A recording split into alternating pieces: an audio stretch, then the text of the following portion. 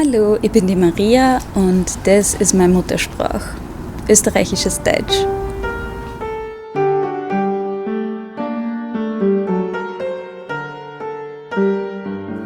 I grew up in a rural part of Austria, and German was really the only language I spoke for the first, I would say, 19 years of my life.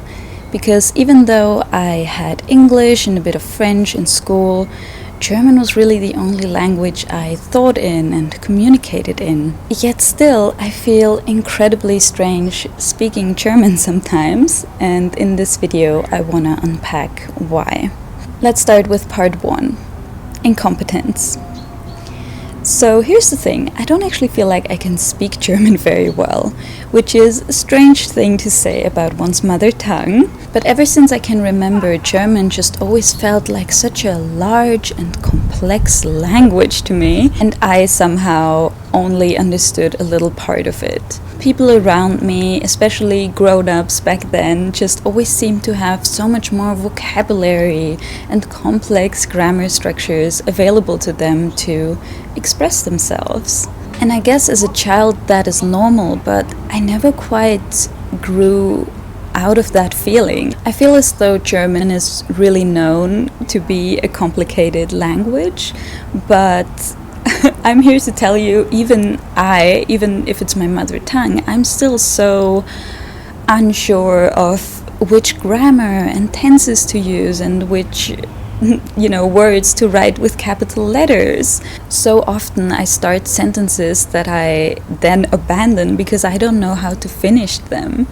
So, even at 30 years old, I'll be sitting at university studying literature of all things, and I'll be afraid to put my hand up to say something because I'm afraid that I'm not going to be able to finish my sentence correctly, or I'm not quite sure which accent to use. Like, what if people hear that I'm not from here? Which, speaking in an accent is another thing that makes me unsure of my German language use. Because if I think back to my childhood, that problem of feeling inferior when speaking German was really only exacerbated in school. Remember I told you I grew up in a rural part of Austria. Well, when I went to school, I learned very quickly that in school we're supposed to speak High German, proper German, standard German, the German they speak in Germany, especially when we were giving presentations or speaking in front of the class in any way. It's part of the standardization in school, because even though both in Germany and in Austria the standard language is German, Austrian German actually sounds very different. There's lots of dialects, we have some of our own words, and you might have heard of that joke that people who learn German as a foreign language, when they come to Austria, they don't understand anything. That's why, it sounds very different. So, having to speak differently in school felt kind of scary and also just very unnatural. It felt forced, like still to this day I feel like a square peg fitting into a round hole when I'm trying to speak like standard German. Even on this YouTube channel, people sometimes ask me to make videos speaking German and I'm always like, I don't even know which German I would speak. Wenn ich mich nämlich überhaupt nicht bemühen würde und einfach so reden würde, wie ich rede, dann habe ich Angst, dass mich keiner versteht. Und wenn ich mich bemühen würde, schönes Hochdeutsch zu sprechen, dann fühlt sich das total künstlich an für mich. So this situation in school, it also created a little bit of a rift in my classroom, I remember, between people from the countryside who just couldn't seem to shake their accents for the life of them, and people from the city with usually more educated parents that sometimes even spoke standard German at home. I remember part of my high school degree was being able to present my topics of interest in standard German. So even if I knew my topic really well and my delivery was good, I still got points taken off if I spoke in my dialect, which seems kind of wild to me. Like, isn't that discrimination? And I'm sorry, but why is an Austrian accent always made fun of as sounding like someone's a farmer or something? I grew up on a farm, and sorry, but that's just ridiculous. Okay, let's move on to part 2, which is a little bit more difficult to speak about. Look, I don't know how to introduce this point, but I feel like whenever people are making fun of the German language, or I tell people that, you know, I'm from Austria, German is my mother tongue, they're like, ha ha ha, you know, Schmetterling. Don't you say Schmetterling instead of butterfly? Like, German is such a harsh and authoritative language. And I'm like, I don't know, is it? I don't feel like I speak the way that people imitate Germans. Actually, all I hear when people are speaking that way is them imitating Hitler. And look, I'm sure, you know, maybe people don't intend to do that, but I definitely feel like the way Hitler spoke had a large influence on how the German language is perceived. And when I hear Hitler speak, I want to crawl out of my skin. So when people hear that when I speak German, I don't want to speak it. And this whole topic is just very touchy. Like, I don't think I can communicate to you just how deep the trauma runs in Austria when it comes to World War II. It's very much a collective trauma that we haven't found our way out of. And when you're born here, you take that with you, you know? You grow up in the middle of it. I still remember the first time we went to a concentration camp with school. I think we were 16 or something. And the visceral feeling of walking through that place never left me. Like, there was the undressing room where people were just told to take their clothes off because they were gonna take a shower. And then you go into the actual gas chamber where, you know, instead of water, there's gas coming out of the shower heads, and both doors are closed from either side. And then the oven where they burnt the corpses. Like, it's just so intense. And I remember, you know, we were 16. There was a bunch of, you know how 16-year-olds are. They have other things on their mind. But we were all, like, in each other's arms crying. And it's just unbelievable that 11 million people were killed in Nazi concentration camps and mass executions during the Holocaust. 6 million of them were Jews. And the German language was the medium through which all of that happened. I think it was Theodor Adorno who said that history doesn't merely touch on language, it takes place in it. So, you know, everything that happened during that war, it's so big and so incomprehensible and so close. That's the thing. I mean, Hitler was literally born around the corner. He went to school here, and I know someone whose great-grandpa was friends with Hitler when he was a child. So, you know, we're just like collectively paralyzed, and no one really knows how to speak about what happened to our families and our communities. Even just in my family, I know my dad's aunt waited for years for her husband to return from the war.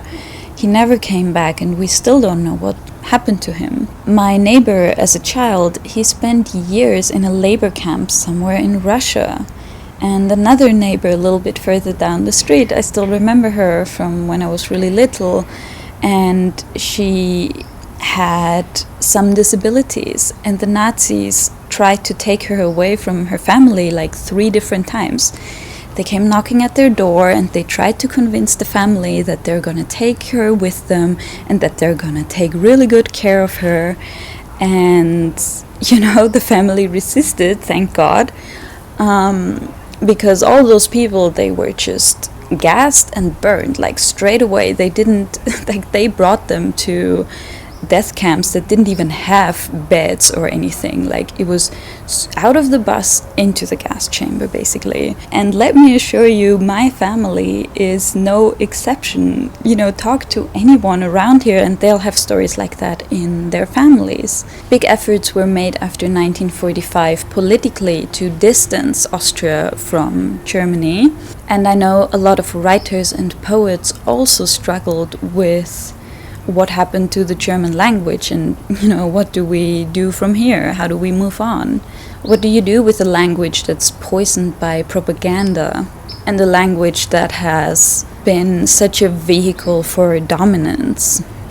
Yeah, so all that, I really don't know how we're ever gonna work through that. But let's move on to part 3, the future. So I study literature now, and learning and speaking languages is one of my favorite things in the world. But sometimes I wonder why I've been running away from German so much, from the German language.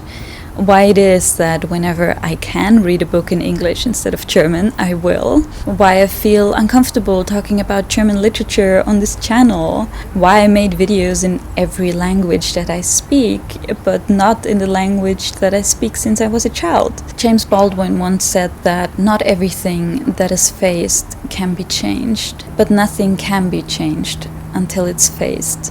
It was really my studies that forced me to face this situation.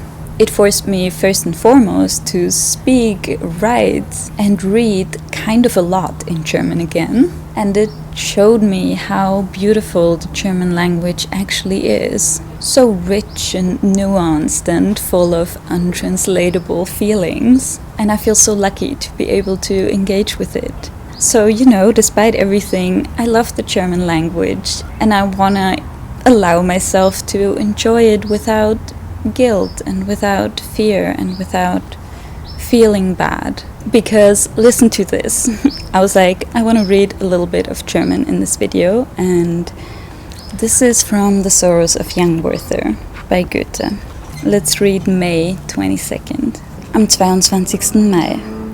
Dass das Leben des Menschen nur ein Traum sei, ist manchem schon so vorgekommen, und auch mit mir zieht dieses Gefühl immer herum.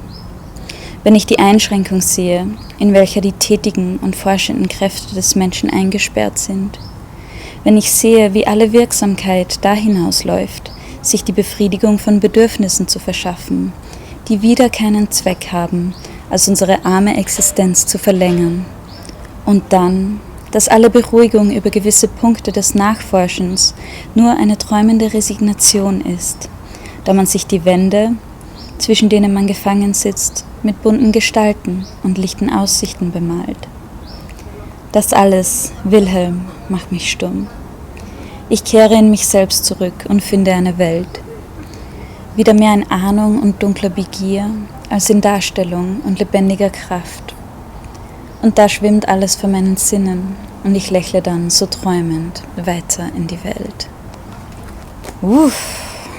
It is worth to make peace with that language, I feel, when I read something like that. So, let's see where this journey still goes. I have, in fact, been thinking about doing a little bit of a side education and learning how to teach German as a foreign language. Which I'm getting some goosebumps just saying that, because I don't know, I think it would be really beautiful to teach German, and it would also kind of be good for me in some way. So, thank you for being here, thank you for helping me face it, and I'll see you again very soon. Bye bye.